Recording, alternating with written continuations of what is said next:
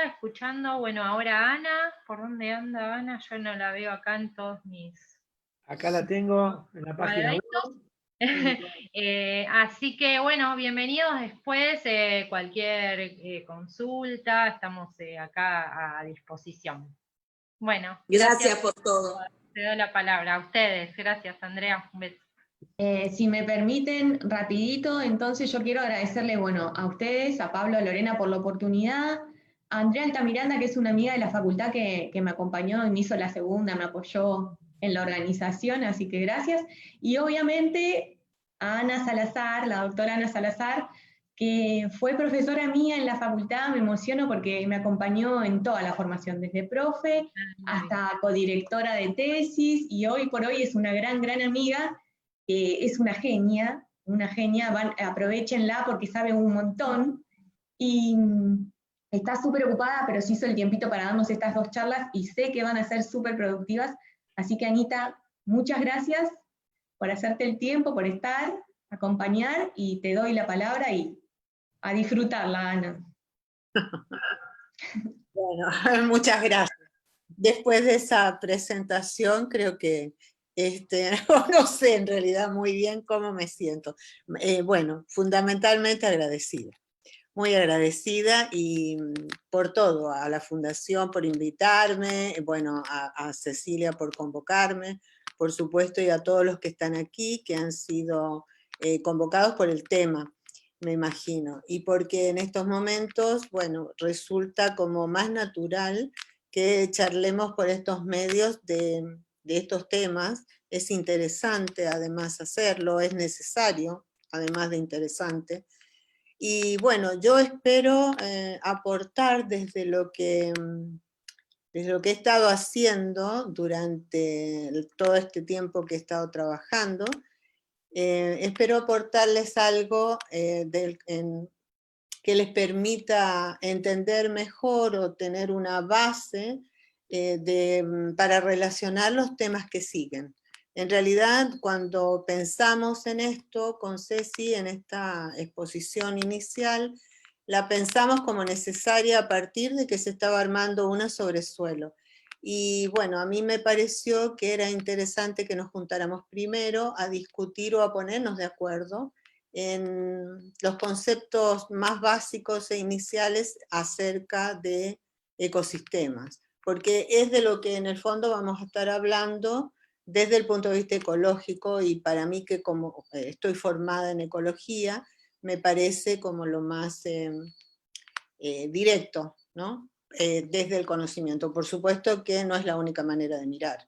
Nada de lo que voy a decir es nuevo, nada de lo que voy a decir es muy especial, y lo que quisiera que les quedara más que nada es esta posibilidad de abrirse y conversar acerca de los temas con una mirada amplia, sabiendo que todo lo que vamos a hablar es un tema complejo. Es complejo. Necesito compartir la pantalla, lo hago yo, claro, porque soy yo la que tiene la presentación. Espérenme, a ver si nunca me acostumbro a hacer esto. Esto es algo muy complicado para mí, que estoy acostumbrada a dar clases desde hace muchos años. ¿Sí? Bueno, vamos a hablar sobre ecosistemas. En realidad, el charla introductoria iba después de degradación ambiental, pero después, cuando vi todo lo que había hecho y todo lo que borré, dije, en realidad esto es una charla introductoria de ecosistemas.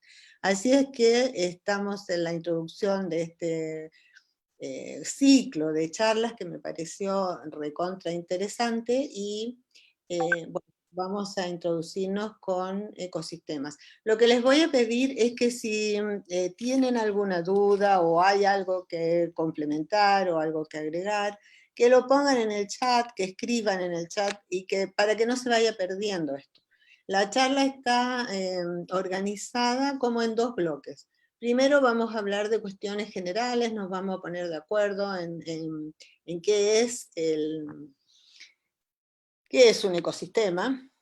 y cómo abordamos el estudio de los ecosistemas o cuáles son las formas más comunes de enfrentar este estudio, y después vamos a ver un poco sobre el rol del hombre o la posición del hombre en función de esto que nos preocupa, que son los cambios que se están produciendo y la degradación ambiental y todo esto.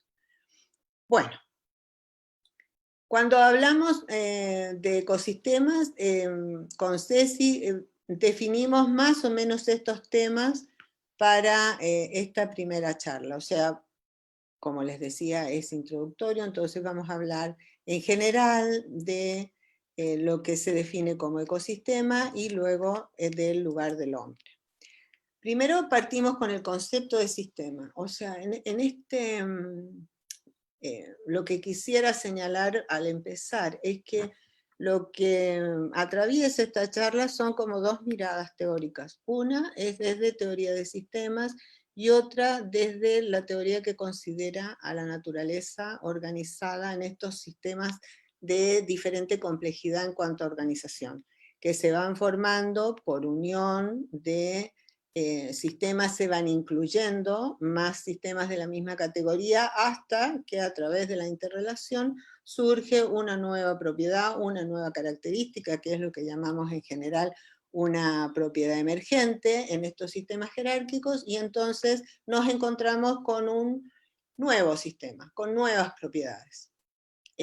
Por supuesto que todo esto está integrado. Entonces, cuando vemos a la naturaleza, desde este punto de vista y bajo estos dos marcos teóricos, nos imaginamos entonces conjuntos de elementos que forman sistemas que pueden como contenerse uno a otro hasta lograr una unidad mayor. Esa es la idea. Que va a estar contenida y está subyacente a todo lo que voy a decir. Cuando hablamos de ecosistema, entonces, además de cualquier elemento, como lo consideramos en general, elementos relacionados para cumplir una determinada función, que sería como la visión más amplia que tenemos respecto a lo que es un sistema, lo que es característico de un ecosistema es que existen elementos de carácter biótico y otros abióticos en cuanto a la estructura de estos sistemas. O sea, reconocemos componentes que nosotros percibimos que están vivos y otros que percibimos que no lo están. O sea, hacemos esa separación y vemos cuál es la relación o entendemos que esta unidad se mantiene gracias a las transferencias de energía y de materiales entre ellos, tanto los elementos biológicos como los no biológicos. Desde como otra mirada, entendemos el ecosistema como la comunidad. ¿Se acuerdan? Hablábamos de niveles de organización, entonces teníamos desde un organismo, en niveles de organización desde el punto de vista ecológico, desde un organismo hasta un ecosistema. Y podemos considerar, siempre que haya elementos biológicos y siempre que haya algún elemento abiótico en interrelación, podemos considerar que estamos frente a un ecosistema. Por eso también ecología se reconoce como un... perdón, pero escucho que alguien habla, es a mí porque yo no quedé sin ver nada. ¿Hola? Hola. No, creo que es alguien que tiene el micrófono Abierto. desactivado y se escucha un ruido de fondo. Perfecto. Recordamos cerrar los micrófonos a todos, por favor, así. Gracias. Bueno, van a tener que editar esto. Bueno, estábamos en esto de distintas miradas de los ecosistemas, y en este caso, bueno, como definición, podemos considerar a la comunidad con todas las interacciones integrada en espacio y tiempo a los aspectos abióticos. Porque en esto también hay escalas espacio-temporales. Entonces nosotros podemos considerar desde un microcosmos, que puede ser un ecosistema que nosotros tengamos en el laboratorio, por ejemplo, algo muy simple, donde podamos observar algún proceso, y donde tengamos muy claros y limitados cuáles son los elementos, y cuáles son las relaciones que se producen entre ellos, hasta, bueno, ecosistemas locales, y luego paisajes que son conjuntos de ecosistemas que están relacionados, donde nosotros podemos reconocer una cierta independencia, pero también hacemos hincapié en la dependencia que existe entre ellos. Y bueno, hasta que si aumentamos el nivel de complejidad y aumentamos esta escala espaciotemporal, podemos hablar de la ecosfera o la biosfera, como se la llama, que es el planeta completo, ¿no? ¿Qué pasa en este ecosistema? ¿Qué es lo que ocurre? ¿Cuáles son las relaciones que hay entre estos elementos bióticos y abióticos? Bueno, son transferencias de materiales y energía, que es lo que nosotros reconocemos en los ciclos biogeoquímicos. ¿Qué significa esto? Significa que la materia se está ciclando, pasando sucesivamente por componentes o elementos del sistema que están vivos y otros que no lo están. Entonces, vamos siguiendo un mismo nutriente, por ejemplo, por los distintos espacios que a veces corresponden a elementos biológicos y otras veces no, y vamos viendo la velocidad de transferencia, por ejemplo, que existe de ese nutriente entre todos estos elementos.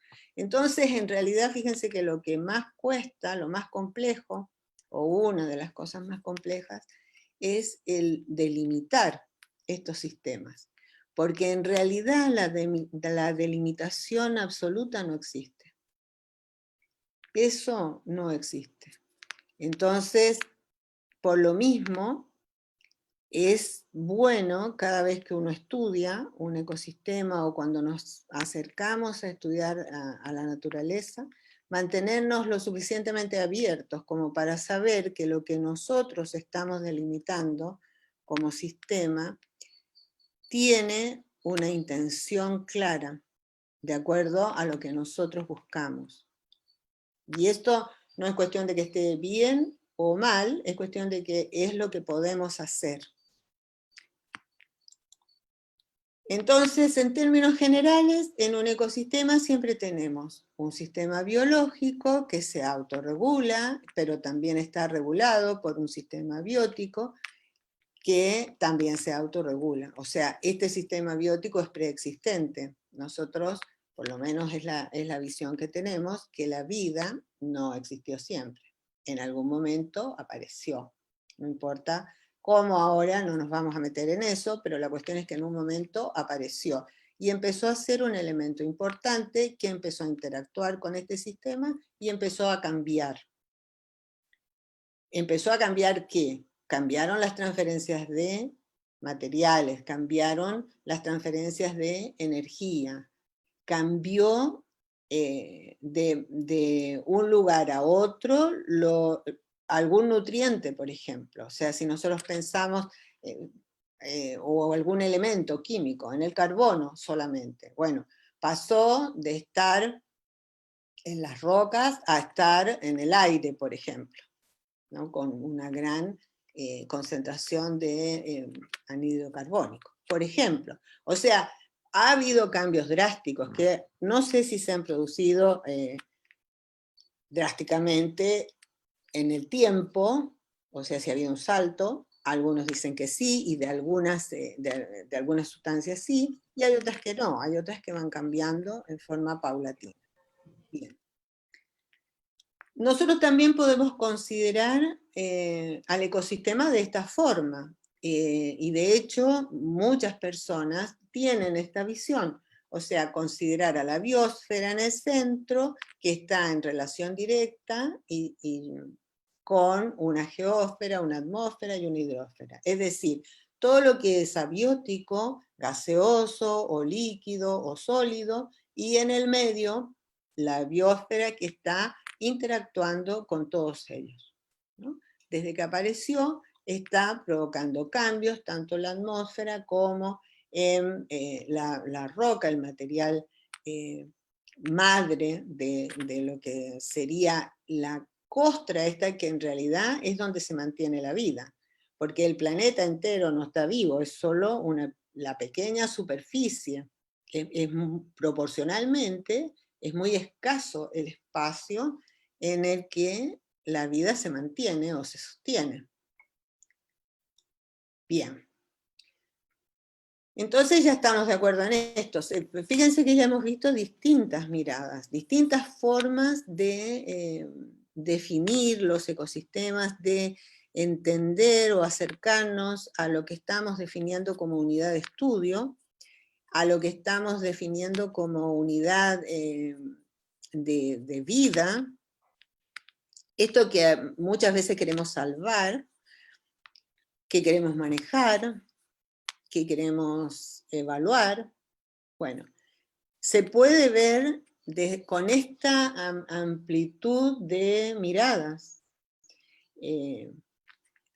porque nosotros podemos estudiar mucho y repetir y entender ciertas definiciones, pero creo que lo mejor es ir a casos concretos y empezar a entender desde dentro cómo es que funciona esa unidad.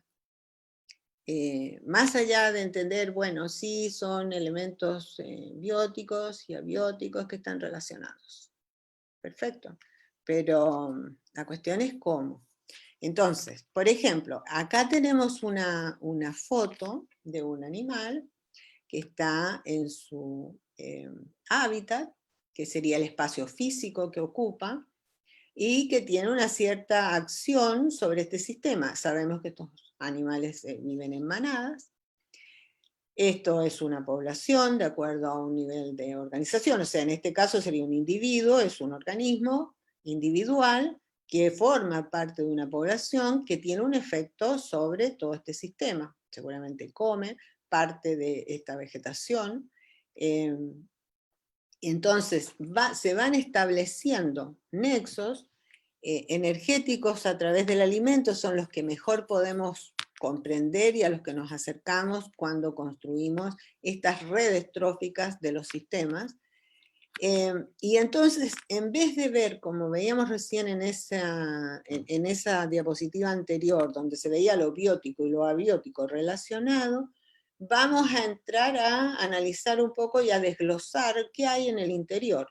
Entonces, entramos a ver comunidades, y cuando vemos comunidades vemos poblaciones interaccionando, ¿no? Entonces acá lo plantea más o menos, nombra algunas de las cosas, ¿no? Están compartiendo, por ejemplo, tanto las plantas como estos animales están compartiendo y están afectados por un mismo clima, comparten un espacio y están afectados por un mismo clima. Y si ustedes los miran, están adaptados a ese clima.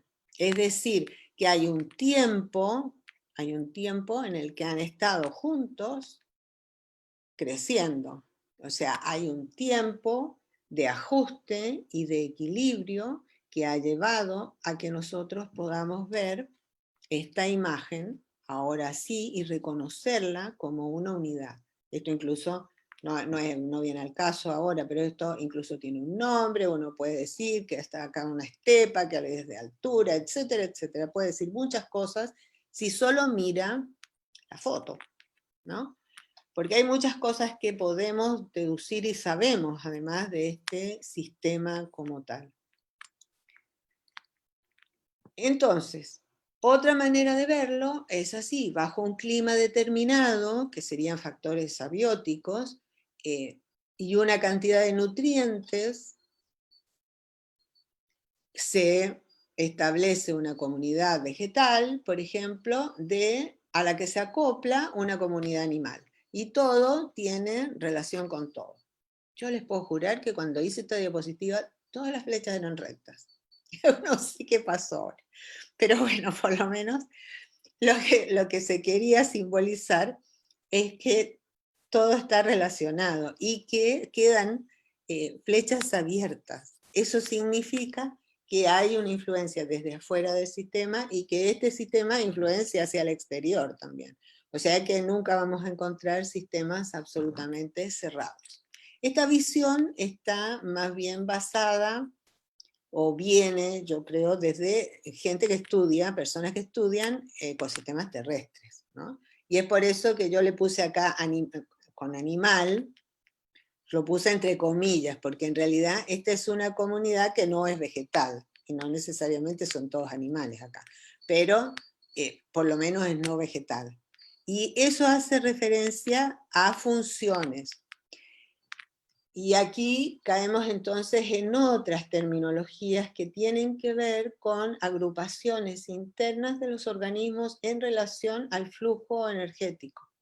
Entonces, cuando los organismos se conectan con la fuente de energía que es el sol y son capaces de realizar fotosíntesis, son entonces denominados autótrofos o productores primarios. Va a depender, los pueden encontrar y seguramente los han estudiado de estas distintas maneras, ¿no? Pero estos son los organismos que son capaces de tomar elementos químicos directamente, o sea, material inorgánico, y transformarlo en orgánico. De estos organismos depende la vida en la Tierra, en el planeta. Son los únicos capaces de capturar la energía solar. Todos los demás se acoplan a este flujo.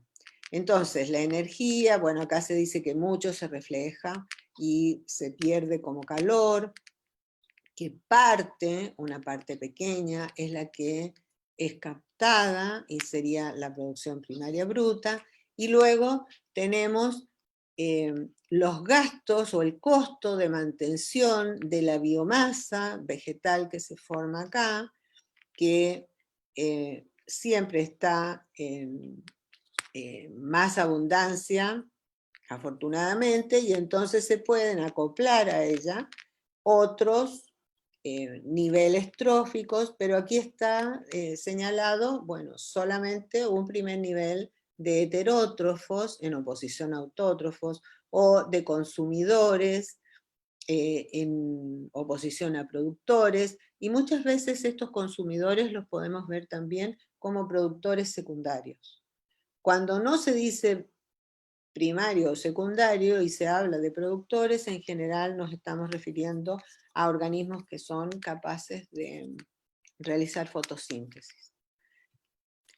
Así es que esta es como más popular hablar de productores y consumidores. Y por supuesto, fíjense que acá hay una pérdida en cuanto a la cantidad de energía, que es vuelta a utilizar, parte utilizada en el costo de mantención de estos organismos heterótrofos y parte queda disponible para acoplarse a un nivel siguiente. Y así esto se va ampliando dependiendo de la cantidad de energía que es fijada acá, ¿no? Y todo esto, ¿de qué va a depender? Va a depender de los factores climáticos, o sea, de cómo el escenario en el que están instalados estos productores está acondicionado, digamos. Sería un escenario, por ejemplo, en el trópico, es muy distinto a un escenario más cerca de los polos. La cantidad de radiación solar es diferente, la temperatura va a ser distinta, y entonces las limitaciones que va a tener la vegetación que se instale en los lugares va a ser muy diferente. Por lo tanto, también va a ser distinta la producción, seguramente mucho mayor en los trópicos, que está menos limitada en ese aspecto, y también la posibilidad de acoplarse a este flujo va a ser mucho mayor en las zonas donde la vegetación esté menos limitada. Esto, hablando muy, muy rápido, porque aquí digamos que estamos suponiendo que entendemos que esta vegetación está adaptada, que tiene una serie de condiciones que facilitan, por ejemplo, que los heterótrofos se la coman o no, o lo impiden.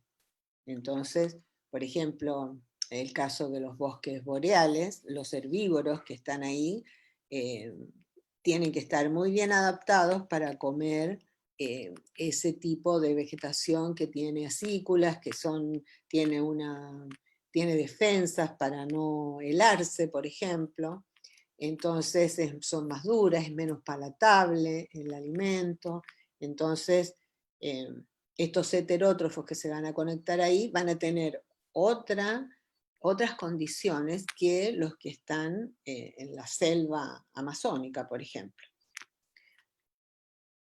Bueno, entonces esto para entretenerse un poco y ver un dibujito más lindo, que no lo hice yo, salió de acá, está ahí, lo cito de donde saco algunas imágenes, que me gustó. Bueno, acá se ve una red trófica, entonces se ve cómo hay herbívoros que se conectan, que esa es otra clasificación, ¿no? Más conocida también, lo de herbívoro y carnívoro, o como productores secundarios o consumidores, distintos tipos de consumidores. Tenemos los productores y los consumidores por acá, ¿no? Y entonces, distintos tipos de consumidores y en distintos niveles. Bien, esto sería como una imagen de un ecosistema en un diagrama muy, muy simple. A pesar de todas las flechas que ven esto, ya lo saben, es muy simple. Ahora, en este caso, por ejemplo, este dibujo no muestra flechas de ingreso o de egreso, no quedan flechas como vacías, ¿no? En general todo va a este lobo ártico, que es el que, bueno, come de todos, es un polífago, probablemente no come lo mismo durante todo el año, probablemente cambia esto, porque todo esto que estamos hablando además tiene esta variable temporal que está afectando. Si hay más o menos estacionalidad, o si tenemos variaciones temporales en cuanto a las condiciones abióticas en general, entonces todo esto va a cambiar y se va a notar esa estacionalidad en todas las mediciones y observaciones que nosotros hagamos, tanto de la estructura, que es como llamamos a estos componentes, y sus relaciones también cambiarán, ¿no? Y es muy probable que este lobo tenga un área de dispersión que sea suficientemente amplia como para abandonar este sitio y llegar a otro ecosistema. Entonces, generalmente estos consumidores terciarios, cuaternarios, son los que unen a los distintos sistemas.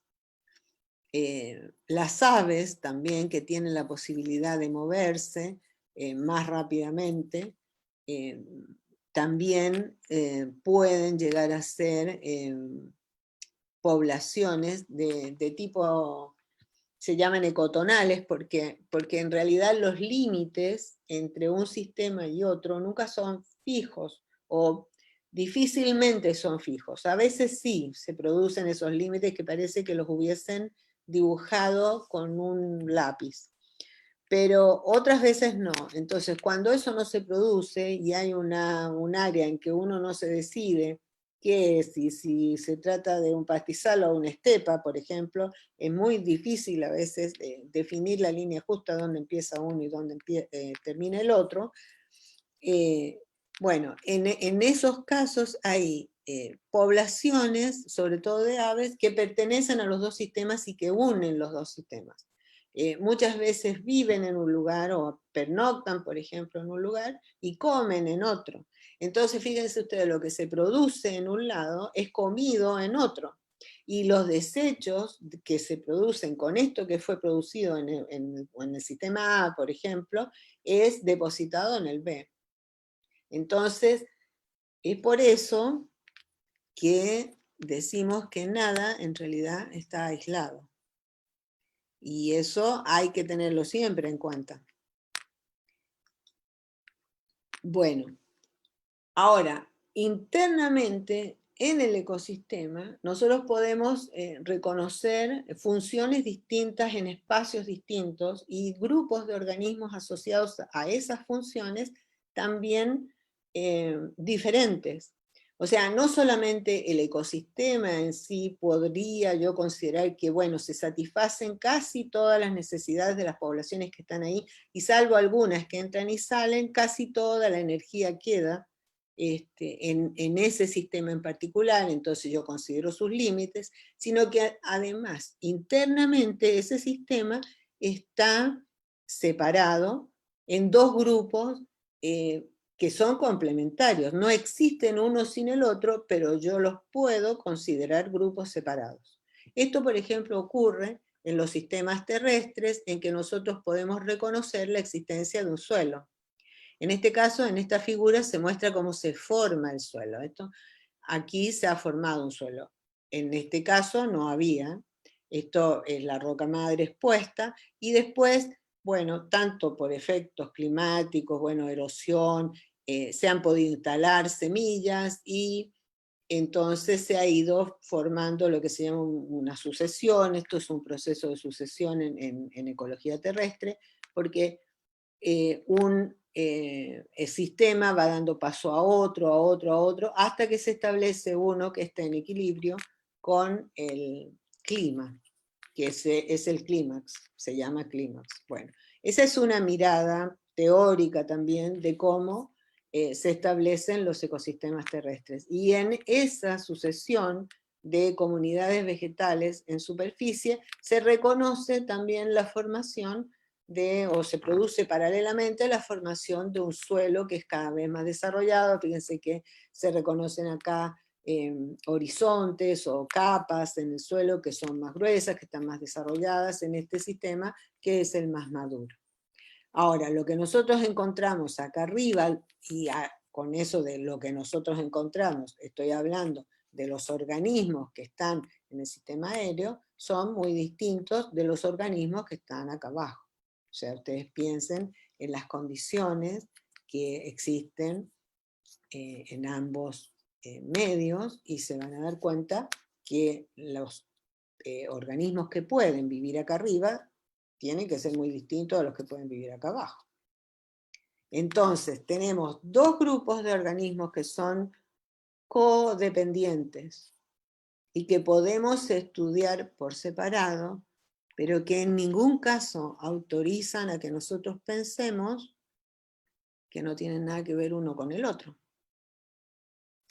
Si yo soy especialista, por ejemplo, en ecología vegetal, y estudio las comunidades vegetales, nunca puedo pensar o no debería pensar que esto es independiente del suelo. Y si estudio comunidades edáficas, que da para toda la vida y más, tampoco me puedo olvidar de lo que hay arriba, o de lo que influyó para que ese suelo en que viven los organismos que yo estoy estudiando, qué es lo que sucedió con eso, cómo se formó, qué es lo que hay ahí, como, por ejemplo, qué material inorgánico hay ahí, ¿no? Entonces, esto va al cuento de que podemos separar entonces los mismos ecosistemas en subsistemas que son interdependientes, codependientes, como les quieran decir. Lo mismo ocurre con los sistemas acuáticos. Por ejemplo, esto es un ejemplo muy básico. Hay una diferencia entre los organismos y los procesos que ocurren en toda el área, o el volumen, en realidad en todo el volumen en que la luz puede penetrar. Y cuando ya no hay luz, el sistema acuático es distinto. Hay otras relaciones, porque hay otras poblaciones, puede haber alguna que suba y baje y que no tenga problemas, pero habrá algunos componentes que están solo acá arriba y otros que están solo abajo. O sea, de hecho, lo que nosotros hemos llamado hasta ahora productores están solo en esta zona superior. Y cuando están por acá abajo es porque se están muriendo, o se mueren, directamente están muertos, y entonces pasan a formar parte de lo que es la materia orgánica. Entonces, no hay que olvidarse de que los ecosistemas son abiertos, y todos son abiertos a la energía. Todos los ecosistemas del planeta, y el planeta en sí es un ecosistema abierto. Son sistemas complejos, pero son abiertos. Acá tenemos un ejemplo en esta simbología que inventó Odum en algún momento, que era un ecólogo norteamericano. Este símbolo representa a los productores y esto a los consumidores. Entonces, nosotros estábamos viendo que en los ecosistemas la presencia de luz y la ausencia de luz podía dar origen a agrupaciones de organismos que eran diferentes y que nosotros podíamos considerar como subsistemas. Entonces, ¿qué está pasando en este grupo de organismos que vive en un espacio en donde la energía solar está siendo captada? Entonces hay productores y hay una serie de consumidores que se acoplan. En este caso, la producción, que sería la producción primaria, le llamamos, hay diferencias en cuanto a producción primaria bruta, que es lo que es capaz de captar, son capaces de captar todas estas poblaciones que están acá, tienen este costo de mantención que ya habíamos visto y queda disponible esto que es neto y que alimenta al resto de la red. Esto está puesto en cadena, pero en realidad no existe así, no es como cadena, pero hacer una red acá es más lo que enreda que lo que ayuda. Así que por eso optamos por hacer estas secuencias lineales, pero esto no tiene nada de cierto. En el caso de las transferencias energéticas que se dan en las redes de consumidores, encontramos otro término que no es producción directamente, sino que es asimilación, en diferencia a lo que es ingestión. O sea, acá hay una captura del alimento, ese alimento es digerido, y cuando es digerido parte no es utilizado, no sirve desde el punto de vista energético, y solo queda esta cantidad que es lo que asimilamos. Y de esa cantidad que se asimila, y digo asimilamos porque nosotros estamos en este grupo, como humanos me refiero, y entonces tenemos la asimilación de esto que se asimila, que es lo que realmente captan de energía, parte se respira y parte queda disponible para el nivel siguiente. Esta es otra manera de ver lo mismo, pero que a mí me gusta, porque esto nos da pie a hablar de esto que no se utiliza o de lo que acá se muere, que va a dar directamente a una red independiente de la energía solar, que es la red de descomponedores. Esta red no depende del sol directamente, pero sí depende de los restos que se producen en el sistema epígeo. Entonces, acá está simbolizado con todo lo que es MOs, es materia orgánica, que es lo que sostiene energéticamente a la red de lo que llamamos red de detritos, ¿no? Toda la diversidad enorme que hay en esta red depende de esta materia orgánica, y esta materia orgánica se ha juntado por años y proviene o ha provenido desde el sistema epígeo. Entonces acá tenemos organismos que se comen directamente la materia orgánica, esto significaría particulada gruesa, esta es particulada más fina, y finalmente en este proceso que se llama en conjunto descomposición, pero que incluye muchas etapas, que se dan todas en forma simultánea, en realidad nosotros, fíjense, como seres humanos estamos como muy limitados para entender situaciones que son muy complejas, entonces las tenemos que simplificar, y es por eso que se da origen a este tipo de esquemas, ¿no? Porque nosotros ponemos como un proceso, pasa de grueso a fino, de fino, bueno, de materia orgánica a inorgánica, pero eso ocurre en forma simultánea con todos los restos que se están produciendo, tanto en el sistema epigeo como en el mismo sistema, porque acá también hay mortalidad, y todo lo que se muere es descompuesto.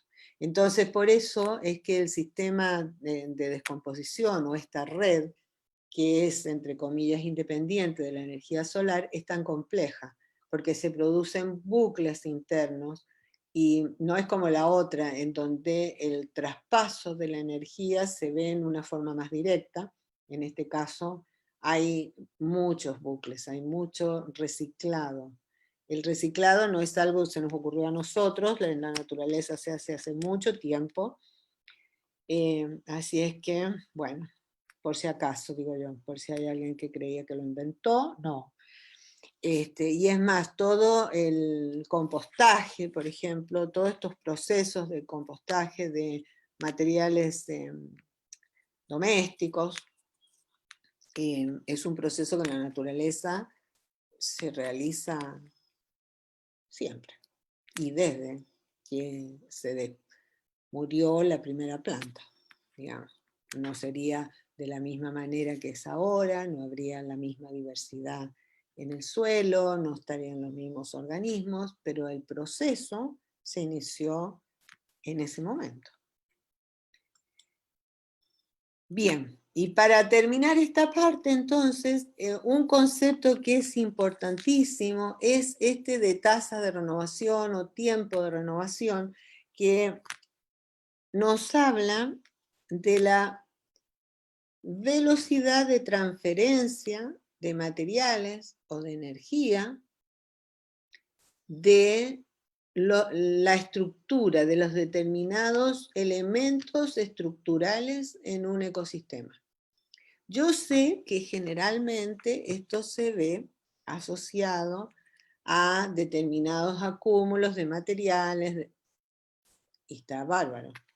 Pero como idea de traspaso, a mí me gusta porque une o me ayuda a mí a entender cómo es que están unidos los distintos elementos estructurales de un sistema. Y cómo es que estos elementos del sistema cambian de tamaño. Puede ser que los ingresos, por ejemplo, sean muy altos y los egresos muy escasos. Y entonces esto va a crecer, esto que está almacenándose va a crecer.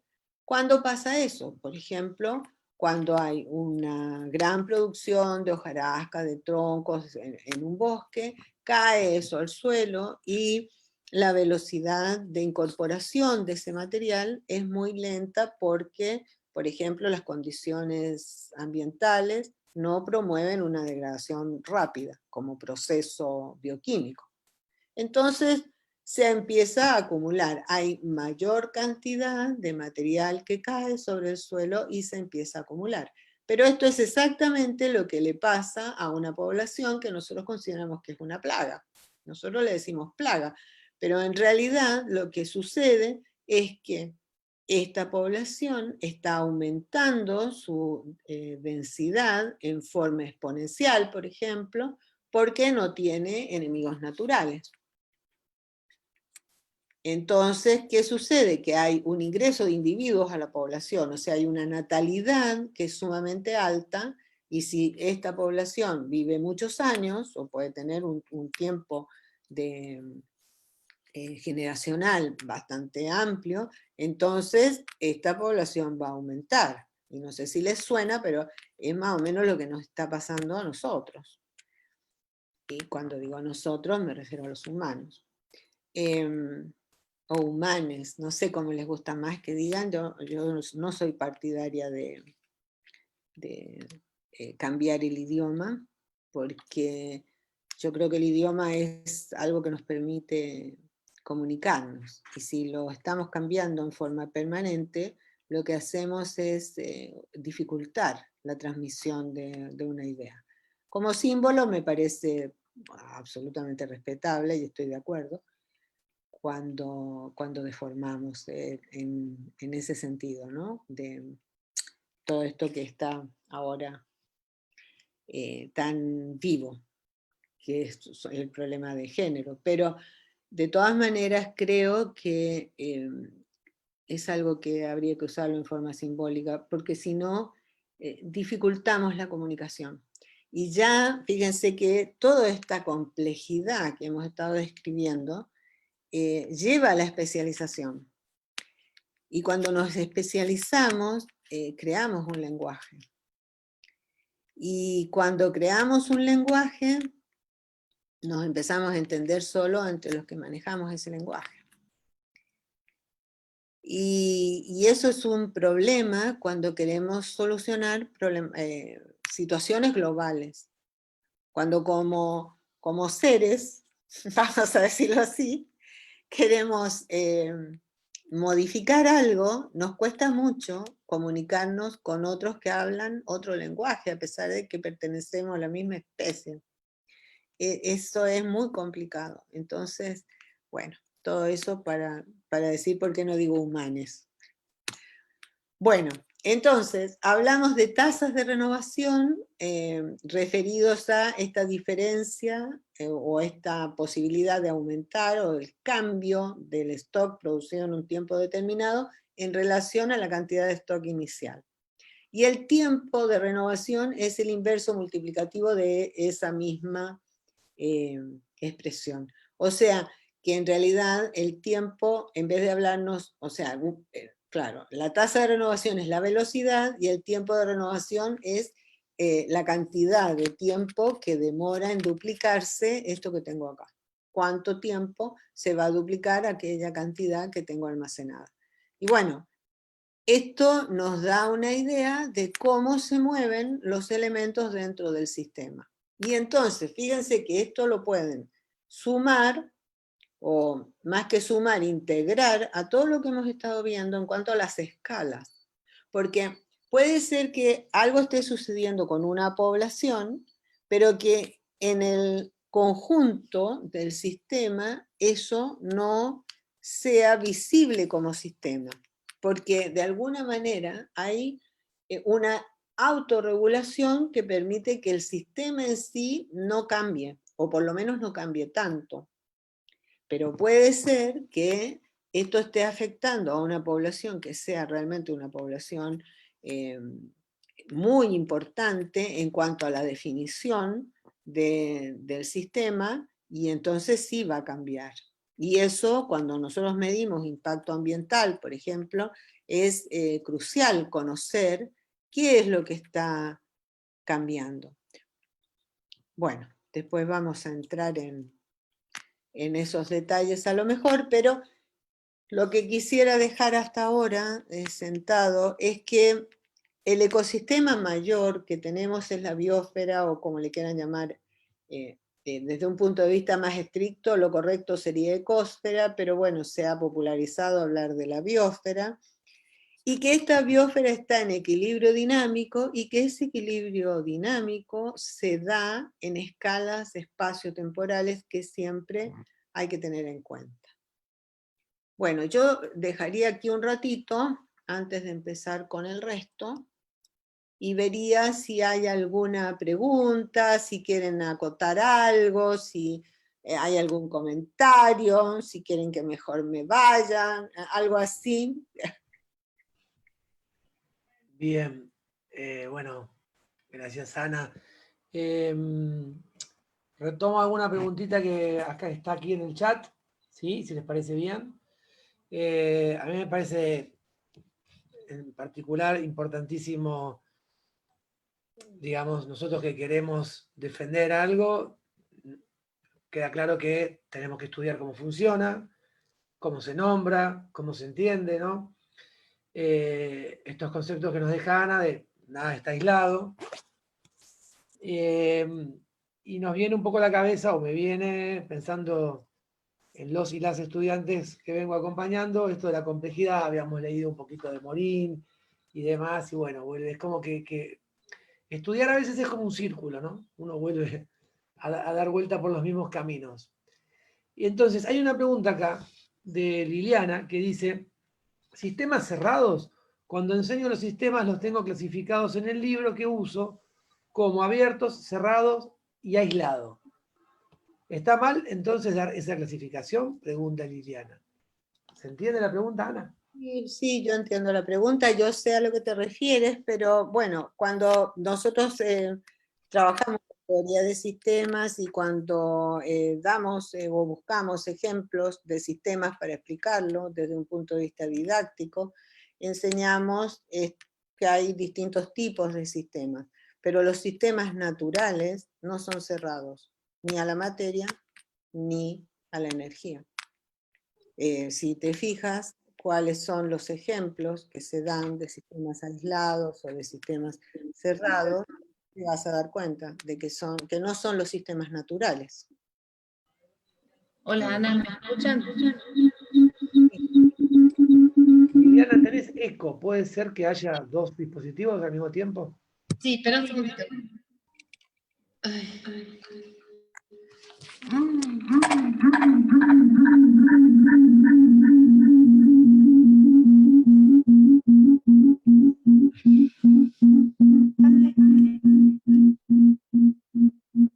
Wow, tiene un efecto tremendo.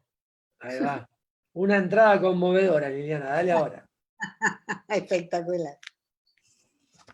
Ahí va. Ahora puedes hablar. ¿Nos escuchás, Liliana? Tiene el micrófono cerrado, Me parece que quedó congelada, Liliana. además. Sí. A ver si la veo en alguna otra hoja. Acá la perdí.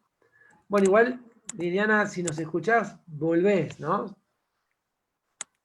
Ceci, ¿ves alguna pregunta vos? Estás muteada.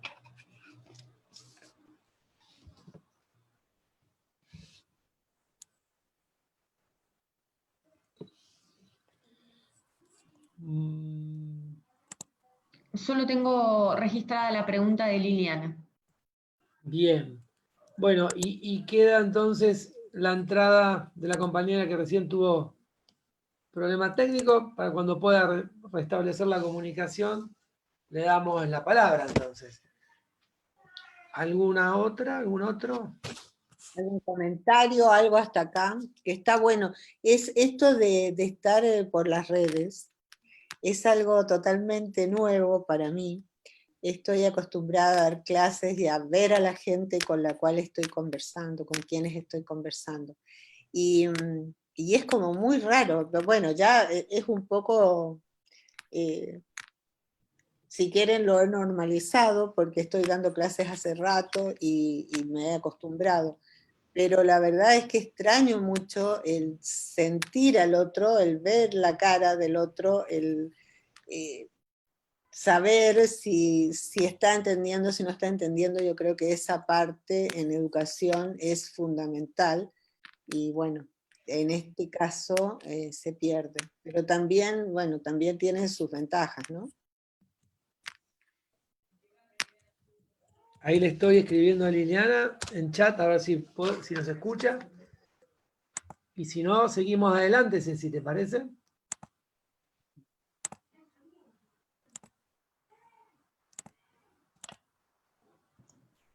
Sí, Bien. si quieren continuamos y en todo caso sumamos la pregunta de Liliana o la compañera que quedó con problemas técnicos al final. Anita, todo tuyo. Bueno, voy de nuevo con esto. Como les decía, esto es muy general. Y ahora lo que vamos a ver es esto de los humanos, ¿no? ¿Dónde estamos realmente? ¿Somos parte del sistema? ¿Somos un integrante del sistema? ¿O somos administradores del sistema? ¿O de los sistemas ecológicos?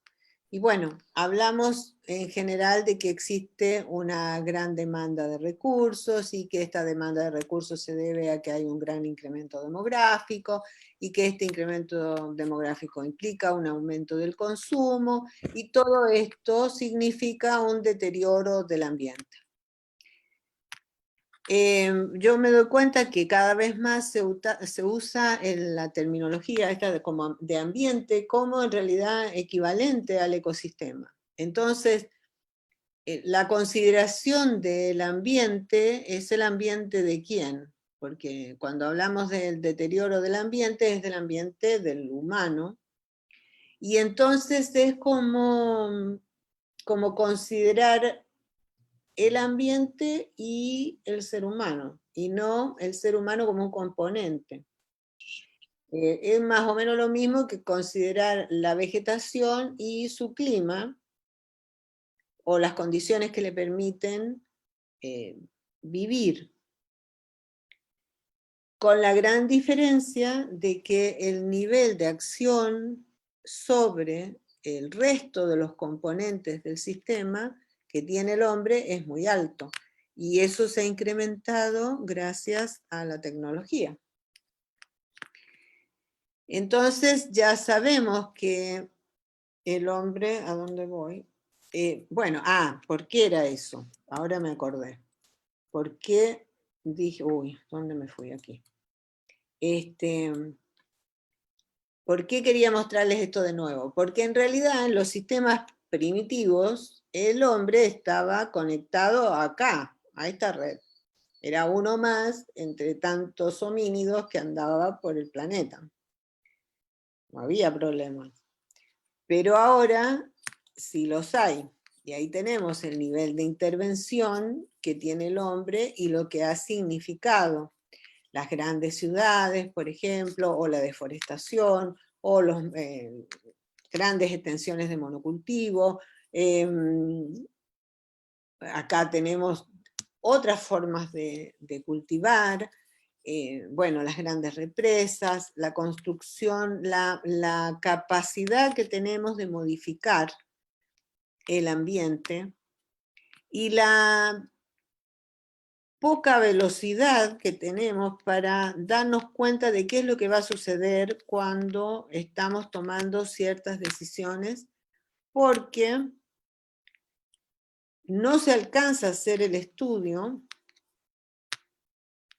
porque no se sabe, y porque el ambiente cambia, y porque además el sistema se autorregula. Entonces, esto que estamos observando, a lo que llamamos deterioro ambiental, ¿cómo lo vamos a solucionar si en realidad las decisiones que se están tomando a nivel mundial no dependen de la inserción que tenemos como humanos en nuestro propio sistema? Es una pregunta importante, y a mí en este momento pagaría yo por verle las caras, pero realmente, no mucho, eso sí, pero pagaría, porque enfrentarse a esta pregunta o hacerse esta pregunta genera a veces mucha angustia, otras veces mucha indecisión, mucha como un no saber qué hacer, ¿no? Yo creo que este tipo de ámbitos en los que podemos reunirnos y conversar respecto a esto son en este momento vitales, porque creo que la solución de todo esto, o la posibilidad que tenemos como humanos, es de ver cuál es el rol en realidad que estamos realmente jugando. ¿Quiénes son los que toman las decisiones y cómo se toman las decisiones? y hasta qué punto nosotros tenemos posibilidades, ¿no?, de hacer algo. Yo les voy a contar ahora, y me alegra que haya gente de Colombia, porque yo me enteré hace poco de esta situación con los hipopótamos. Hay hipopótamos en Colombia. Y es un ejemplo que me pareció bueno para mirar esto del efecto de lo humano en algo que puede ser incluso simpático y gracioso, tal vez, para no meternos en cuestiones que son muy alarmantes y en que por ahí no nos atrevemos a entrar, y en que sea además que van a haber especialistas después que van a traer información fidedigna de este asunto.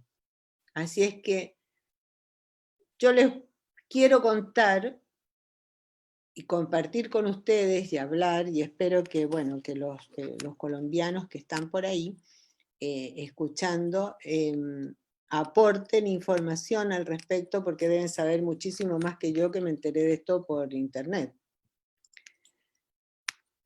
Resulta que Pablo Escobar tenía un zoológico, y ese zoológico tenía distintos animales, pero bueno, cuando él murió desarmaron el zoológico y los hipopótamos quedaron.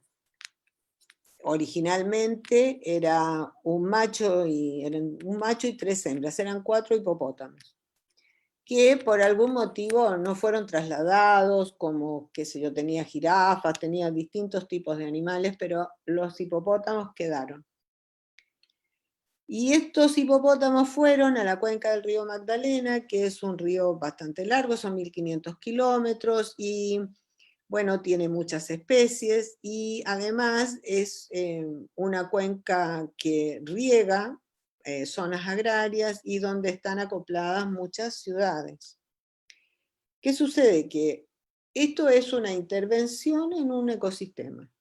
Hay una especie que no es propia del sistema, que es de una biomasa bastante importante porque son grandes, son animales grandes, no tienen depredadores en este sistema, son nuevos, es algo nuevo. Entonces se reproducen, y se van a reproducir en una escala exponencial. Cualquier población que no tiene una limitación crece en forma exponencial hasta que el propio ambiente impone el límite. O sea, cae abruptamente solo cuando el ambiente pone el límite, o cuando entre ellos encuentran la manera de autorregularse, que generalmente es cuando empiezan a aparecer mortalidades densodependientes, o sea, que cuando hay muchos mueren más, y entonces se establece un control del tamaño poblacional. Pero si no hay esto, o hasta que se encuentre, el crecimiento es exponencial. Y esto más o menos quedaron hace 25 años, más o menos hace que quedaron libres los hipopótamos, y eran 4 y ahora hay como 80, es una cosa así. Y ya se están convirtiendo en un problema porque van a las ciudades, están cerca de pueblos. Y bueno, eso no sería nada porque es pintoresco ver un hipopótamo, y de hecho eso ha promovido el turismo. Pero resulta que, bueno, este es un animal que come en tierra y deja sus desechos en el agua. Entonces está habiendo un gran aporte de materia orgánica, y mientras más hipopótamos haya, va a ser mayor la cantidad de materia orgánica que se va a adicionar al cuerpo de agua, al río. Eso significa que en algún momento esto puede producir un fenómeno que se llama eutrofización del cuerpo de agua, es decir, pérdida de oxígeno por un gran consumo de los descomponedores que van a estar activados porque están recibiendo una gran cantidad de materia orgánica. ¿Se acuerdan que la red de descomposición dependía de la materia orgánica que le aportaban? En este caso, aunque no es el suelo, está en el agua, y en el agua también hay organismos descomponedores. Y bueno, los mineralizadores fundamentales, que son las bacterias y los hongos. Entonces, ¿Qué es lo que sucede en el agua? Que en el agua nosotros no podemos separar tan fácilmente las funciones en función de la profundidad, en base a la profundidad. Tenemos descomposición y producción juntas. En cambio, en el suelo, en la tierra, eso está más separado. La producción es aérea y la descomposición es subterránea, o está en el suelo. En cambio, en el agua, la descomposición se produce en toda la columna, o sea, en todo el agua se está descomponiendo, y a su vez en toda el agua que recibe la luz solar se está produciendo, o sea, hay producción de fitoplancton. Y acá, bueno, se ve que hay, las aguas se ven bastante verdes, o sea que existe fitoplancton. Ahora, bien puede ser que si esto se empieza a poner anóxico, por lo menos en alguna etapa, en algún momento, esta agua se eutrofice. Eso significa que van a haber otras bacterias y otras algas, y eso contamina el agua en el sentido de que no es posible usarla como agua potable, lo que pasa a ser venenoso. Entonces, hay un efecto directo de una población introducida, o puede haberlo, sobre un cuerpo de agua. Fíjense que no es poco. Las hembras se reproducen más o menos desde los 3 años de edad, no tienen cría todos los años, menos mal, pero pueden vivir muchos años. Pueden vivir muchos años. Y fíjense lo que hace. Un ejemplar, dice, puede trasladar desde 750 kilos de masa seca. O sea, eso lo que está evaluando es la cantidad de carbono que pueden retirar desde, sin agua, digamos, por eso es masa seca, desde el sistema terrestre y pasarlo al sistema acuático. O sea, la producción terrestre que va a parar al sistema acuático, tanto sea por defecación, que era todo esto que no se asimila, o por excreción, que es parte de la respiración, es parte del metabolismo del hipopótamo. Entonces, en este caso, resulta ser como algo que no se hizo con intención, que fue la acción de una persona que tenía la posibilidad de hacer lo que hizo y lo hizo, que eso luego quedó ahí, y que la naturaleza sola va absorbiendo este cambio y se va acomodando a este cambio. Y entonces, bueno, ahora hay, si ustedes lo buscan por internet, hay muchos artículos, muchas discusiones, hay artículos científicos al respecto, que siempre van más lento que lo social, porque incluso existen, por ejemplo, souvenirs. Mucha gente habla de los pobladores del lugar, de que no son violentos, de que son lindos, de que atraen turistas, de que eso les da trabajo, y ellos no quieren que se capturen y se maten o les hagan nada a los hipopótamos.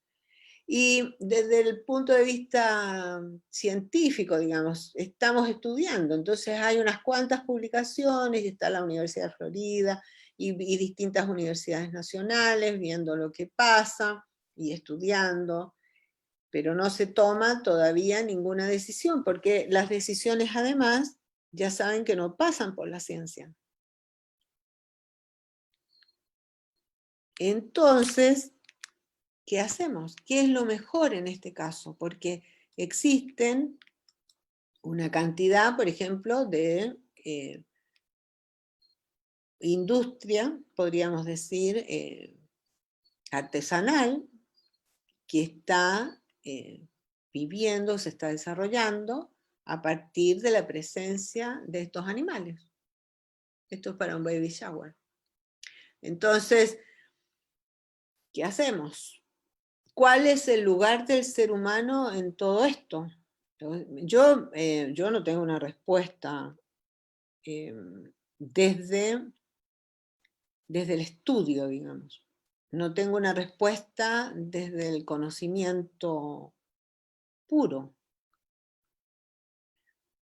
Y pienso que esto, la solución, digamos, a estos problemas que vemos, tienen que ver con el conocimiento en el que estamos todos involucrados, con la educación en el que también estamos, en este grupo me refiero, involucrados, y totalmente tiene que ver con la conciencia, pero la conciencia entendida más allá de la responsabilidad, sino la conciencia en el sentido de asumir quiénes somos. ¿Qué somos? ¿Qué hacemos? ¿Cuál es la responsabilidad desde el punto de vista del ser que tenemos? Y eso tiene que ver con las ideologías también. Entonces, por lo mismo creo que estos espacios son importantísimos para que se produzca una real comprensión y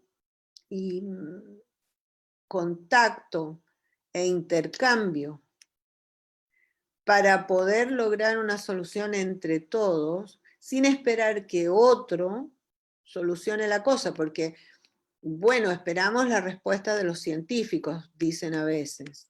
Bueno, los científicos, fíjense, son los que menos están estudiando este problema de los hipopótamos, que a lo mejor no es ni tan grave, no lo sé, pero bueno, eran 4 y ahora ya son 80 y calculan que pueden ser muchísimos más, hay una proyección de, no sé, como 500 hipopótamos, en no muchos años más. Entonces, si en este caso, que puede resultar simpático, tenemos tantos problemas, ¿cómo estamos con otros que son más graves, como con todo el problema que producen los monocultivos o todo el problema que se produce con la minería?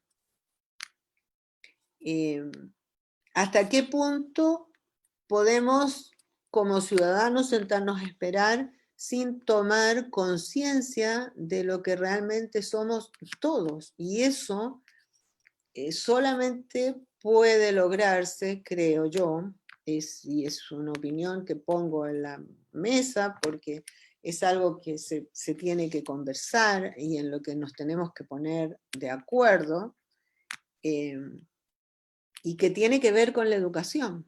Y la educación en este momento salió del colegio, salió de la universidad y está presente en este tipo de encuentros, que se facilitan incluso con el encierro este que tenemos. Así es que yo soy optimista en este aspecto y pienso que es muy bueno que se abra este tipo de espacios para poder conversar y juntar lo que cada uno de nosotros sabe. Ninguno es más importante que el otro. Todos somos necesarios en la construcción de un mundo mejor. Y no va a haber un mundo mejor mientras nosotros dejemos que las decisiones se tomen en un lugar que ni siquiera conocemos, que ni siquiera sabemos quiénes son los que las toman y dónde están. Sospechamos, pero no sabemos. Así es que bueno, eso de mi parte. Escucho ahora lo que ustedes tengan para decirme o para conversar entre todos. Muchas gracias, Ana. Yo aprovecho, bueno, había una alumna, Soledad, del sur de Argentina, que traía como ejemplo la chaqueta amarilla, que fue introducida en el sur. Bueno, hay varios casos que sabemos que de especies que han sido introducidas para generar algún beneficio que se requería en el momento y que después se nos fue de las manos. Yo recapitulando un poco lo que vos decías, me parece interesante para los alumnos el tener presente esta visión holística que nos da, ¿no? Cuando empezamos a asistir al resto de las charlas, nunca olvidarse que cada tema que van a ver está atravesado por esta circular de materia y circular de energía y conectividad de ecosistemas, y sobre todo el rol en el que nosotros nos ubicamos. No sé si el rol, sino el lugar que nosotros nos damos, es decir, somos un componente más del ecosistema o es esta visión ecosistema y ser humano. No sé cuál de las dos posiciones nos podría llegar a conducir a una mejor respuesta cuando investiguemos los temas que nos dediquemos a investigar, o cuando busquemos las respuestas que queremos encontrar.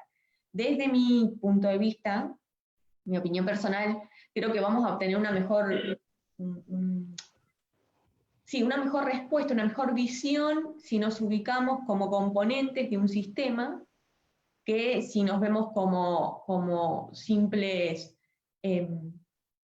reguladores, manejadores. Administradores.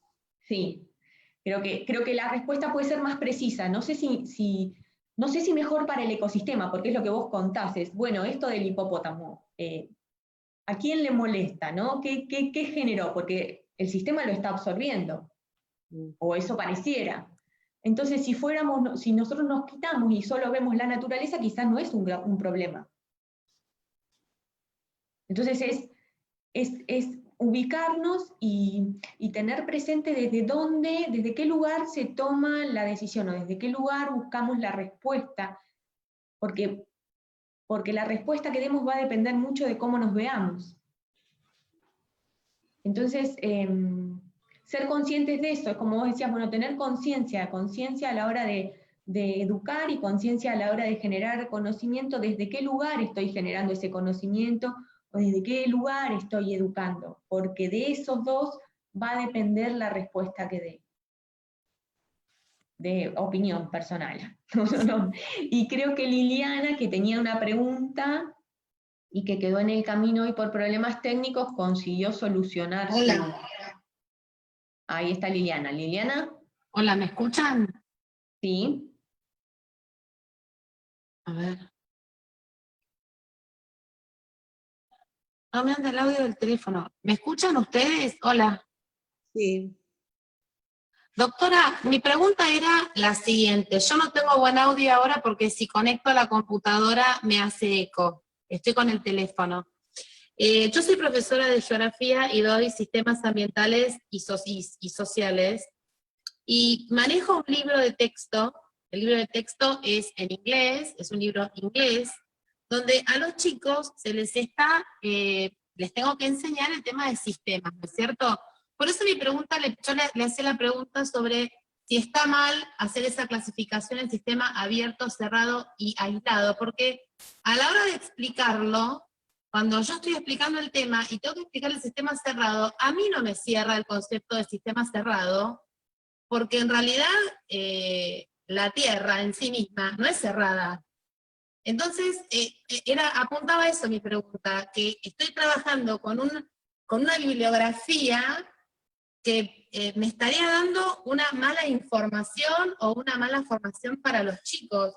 Que yo diga un sistema aislado en un laboratorio es correcto, pero de hablar de un sistema cerrado, como lo explican en el libro, a mí no me cerraba tampoco. O sea que si yo eso lo puedo descartar, estoy en lo correcto si digo que todos los sistemas son abiertos. Si vamos a hablar de los sistemas ecológicos, sí son abiertos. El problema es que, mira, los modelos teóricos que usamos, y los modelos, me refiero a todos los modelos, incluyendo los modelos matemáticos, son muy útiles porque nos dan valores o parámetros para poder comparar, para poder decidir, para poder interpretar lo que nosotros estamos viendo. Entonces, en teoría, nosotros podemos pensar en sistemas cerrados y desde el punto de vista físico, o sea, de hecho los físicos, ellos aceptan la existencia de sistemas cerrados, pero eso es algo teórico. Es algo teórico. Ahora, nosotros podríamos considerar un sistema cerrado en la naturaleza, a la energía y a la materia, tal cual como están, porque a lo mejor lo podés lograr en algún tiempo acotado. O sea, uno podría hacer un experimento y lograr un sistema cerrado en un momento dado. Pero eso no sería algo que se pudiera sostener por mucho tiempo y en forma natural.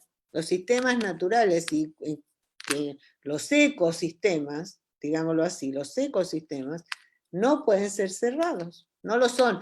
Mira, cerrado a la materia, por ejemplo, uno podría considerar el planeta, suponiendo que no hay polvo cósmico y que nunca cae un meteorito.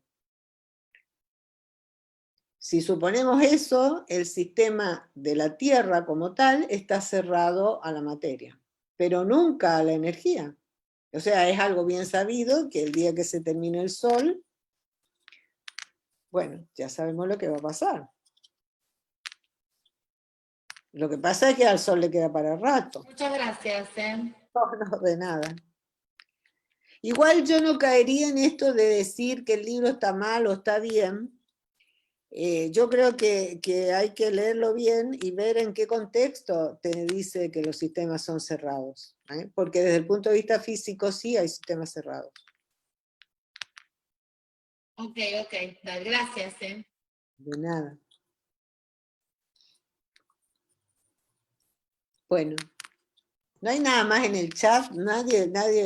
En el chat no. ¿Alguien más que desee preguntar? ¿Alguna consulta? Tatiana. Pregunto. Ya que estoy y tengo acá sabiduría. Gracias, me encanta lo que están contando, además coincido con lo que están explicando. Yo tengo como una idea, ¿no? Sobre por qué ser humano esta separación del medio ambiente y quizás tenga que ver con nuestros miedos, ¿no? O sea, cuando nosotros empezamos a intervenir en el ambiente, cuando éramos nómadas, con el fuego, con limpiar el lugar donde estábamos, para evitar que nos dañaran animales, para evitar las plantas que nos podían causar algún tipo de envenenamiento. Entonces ya empezamos a limpiar ese espacio donde vivíamos, a organizarlo y a modificar ese ambiente y a empezar a pensar en nosotros como separados, ¿no? Quizás ahí hubo algún tipo en algún momento, eso es un pensamiento, ¿no? Un análisis. Y otro que muchas veces se habla de que la contaminación y la revolución industrial y todo, y no, cuando uno estudia un poquito más se da cuenta que el ser humano siempre generó, o bueno, cuando empezó a generar estas alteraciones, empezó a generar contaminación. Lo que pasa es que no era tan notoria como quizás es ahora, o como empezó a ser a partir de cierto tiempo. Cuando éramos nómades, contaminábamos un lugar, lo dañábamos, y cuando ya ese lugar ya no nos servíamos más, pasábamos a otro lugar. Y había algo de lo que usted hablaba, que era la tasa de recuperación que tenía ese ambiente. Entonces ese ambiente se recuperaba y cuando yo volvía ahí ya estaba recuperado. Hoy en día, al quedarnos sedentarios, no le dimos tiempo al ambiente a recuperarse, y bueno, pasa lo que se está observando ahora, ¿no? No salimos y se empezaron a recuperar ríos, se empezaron a recuperar las ciudades, los animales empezaron a salir. Tiene que ver un poco con esto de empezar a sentirnos partes, y de cómo una medida tan simple que fue quedarnos quietos un poco, cambió tanto en el planeta. Entonces, dos ideas, ¿no?, que se me vinieron a la mente con esta charla fue recordar un poco eso sobre el miedo, ¿no?, que quizás tiene algo que ver, y el mismo miedo que tenemos a ser parte de algo que es mucho más grande que nosotros, que es el mundo, el universo, el ambiente, y perder el protagonismo. Y por Sí, otro, cómo influimos, ¿no? Y sí, cómo nos desentendemos de eso. Claro, lo que pasa es que es difícil asumir responsabilidades globales y sobre todo por cosas que uno siente que no decide. Claro. Pero aquí para usar el material o los conceptos que nosotros estuvimos viendo, lo que nosotros tenemos que pensar es en la posibilidad de crear, por ejemplo, residuos que sean reciclables. Entonces, la decisión en cuanto a lo que se construye o a lo que se hace no tiene que pasar por cuánto tengo que vender y cuánto quiero ganar, que en general pasa por ahí en este momento, sino en cómo genero un residuo que pronto se descomponga o que se pueda reutilizar. ¿Cómo podemos hacer eso? Entonces, si todo se gestiona para imitar a la propia naturaleza, no habría problema. O sea, nosotros no podemos evitar la capacidad que tenemos, y sería tonto negarlo, la capacidad que tenemos de intervención. O sea, el ser humano tiene ciertas capacidades que por supuesto tiene que desarrollar, pero también tiene la posibilidad no solo de pensar en forma racional, sino de aplicar esto que es lo que yo llamo conciencia, sino estoy alterando de tal manera que esto se va a poder en algún momento reponer. No es la respuesta no es no me importa que lo vean mis nietos. ¿Me entendés? Yo tomo la decisión ahora y los demás que se arreglen. Eso es lo que hay que evitar. Eso es lo que hay que evitar. Tomamos la decisión ahora, pero lo hacemos en forma inteligente. Y esa forma inteligente es imitar lo que la naturaleza nos viene enseñando desde hace mucho. Por eso creo que cuando nosotros tratamos de llegar a las decisiones, nos cuesta mucho, porque acumular todo este conocimiento que ya tenemos y explicarlo en la terminología que nosotros lo entendemos es de difícil llegada, no imposible, pero ¿cómo es?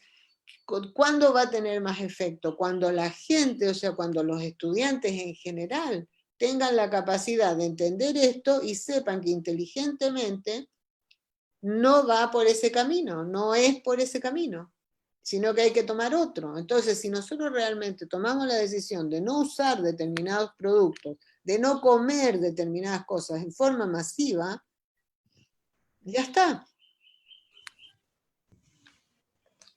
Pero para eso necesitas educación. Eso es lo fundamental, es la educación.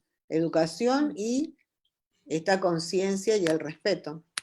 O sea, de alguna manera, la clave sería tratar de encontrar algún efecto masivo de la educación. Claro, que justamente en este momento la educación es más afín al propio sistema. O sea, ustedes fíjense que en este momento de pandemia, la presión en todas las universidades, por lo menos así es en la mía, es a seguir dando clases como si no pasara nada. Claro. No hay un análisis, no hay un llamado a decir, bueno, ¿qué nos está ocurriendo? ¿Qué es lo que estamos viviendo? ¿Cómo vamos a solucionar esto? ¿Por qué nos está pasando esto? No existe eso. Existe ¿van a tomar o no van a tomar parcial? ¿Pueden o no pueden poner notas? ¿Qué clases se están dando? O sea, ni siquiera hay una instrucción desde arriba, o sea, ni siquiera hay una línea que se baje y que se diga, miren, la universidad toma esta opción.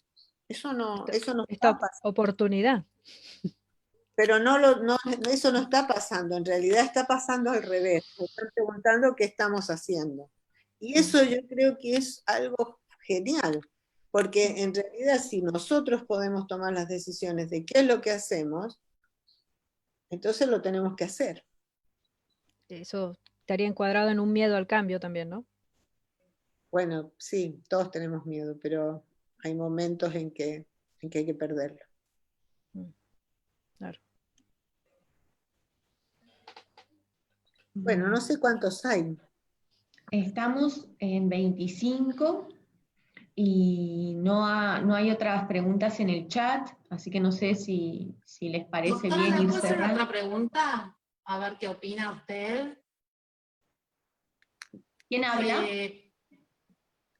No sé si me escuchan bien, porque estoy con un temita con la tecnología.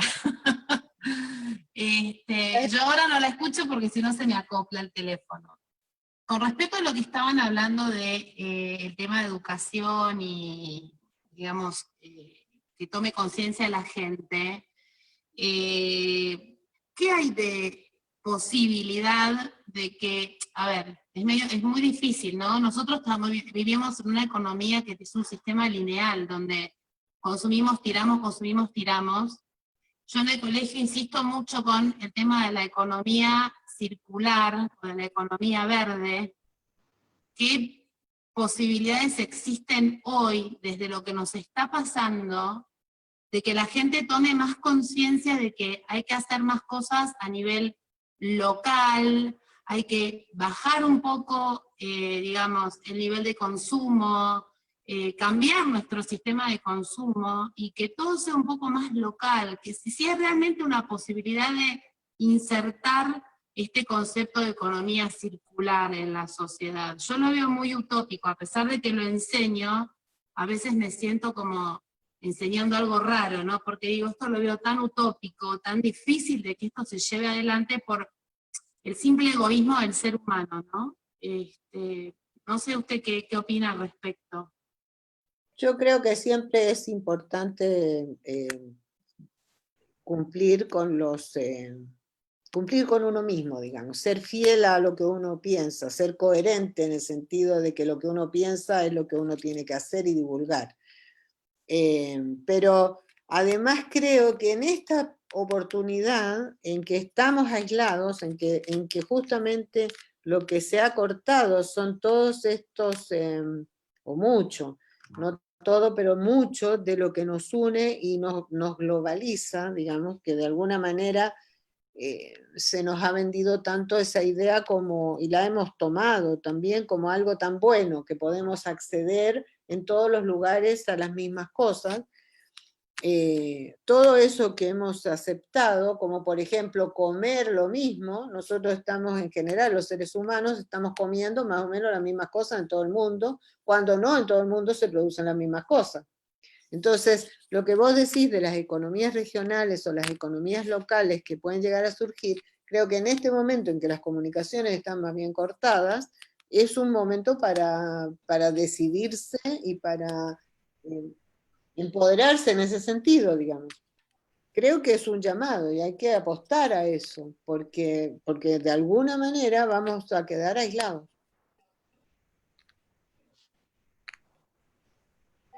Bien. ¿Sí? Ahí estamos. No, yo no tengo nada para decir, estoy feliz, así que quiero dar las gracias a Ana. Siempre, como siempre, didáctica. Te escuchaba y me retrotraía al aula de Ecología General en la Facu. Así que muy linda charla, y los comentarios acá, después te los hago llegar, pero la gente está muy contenta y feliz con la didáctica también y con los ejemplos que has dado. Así que darte las gracias, darle las gracias a todos por haberse tomado el tiempo, por haber asistido, por la participación que han tenido, y decirles que los esperamos para la próxima, en 15 días, también con Anita, que ahora nos va a hablar, la siguiente charla va a ser de suelo, que es su especialidad, y los esperamos nuevamente con preguntas. No sé, Pablo, si vos querés decir algo. Sí, reforzar el 7 de julio, en 15 días, de vuelta con Ana Salazar, suelo, un subsistema del ecosistema terrestre, ¿sí? La verdad, agradecer a Ana, Cecilia, Lorena Rodríguez, la verdad por acompañarnos en este desafío, que para nosotros, maestros, profesores, este formato es difícil, pero también, como dijo Ana, a veces puede ser una oportunidad. Realmente no nos quedó otra, un otoño de mudanzas y esa sensación de tener que seguir como sí, hacer como sí, esa sensación de que la escuela llega igual, y pese a las resistencias, de todos y todas caímos en la educación virtual, ¿no? Rápido, la pausa se activa, seguimos adelante, la escuela es demandada, la universidad es demandada, como decía Ana. Pienso que pudimos construir un refugio esta tarde, un refugio donde nos pudimos encontrar, acobijarnos bajo acá Ana Salazar, que la verdad, un gusto conocerte, no nos conocemos presencialmente, espero que esto pueda suceder después de todo esto.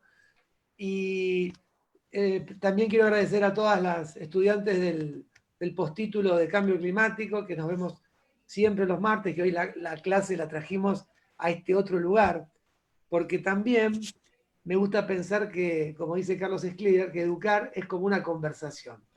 Así que tuvimos una ronda de conversación y utilizamos la palabra ronda en esa protección, ¿no? Esa ronda que uno hacía cuando era chico para cuidar algo. Bueno, hoy hicimos una ronda para cuidarnos. Muy bien, muchas gracias por haberme invitado a esa ronda. Gracias. Bueno, nos vemos entonces en 15 días. Ahí está la grabación y acá el instituto y el sindicato tienen el material. Lore, te dejo la última palabra. Nada, saludar, agradecer, realmente muy interesante, muy profundo, creo que tengo que volverla a ver porque, bueno, hay cosas los que venimos más de ciencias sociales, nos cuesta un poco, así que también es una oportunidad porque la verdad que es un tema que nos atraviesa a todos, ¿no? Y todos somos parte y responsables y esa toma de conciencia, bueno, me deja pensando, ¿no? También de, bueno, de qué lugar ocupa cada uno y qué hacemos. Así que, bueno, seguiré acá participando para seguir aprendiendo. Gracias a todos por haber estado. Gracias a ustedes. Gracias, hasta luego. Hasta la próxima. Chao.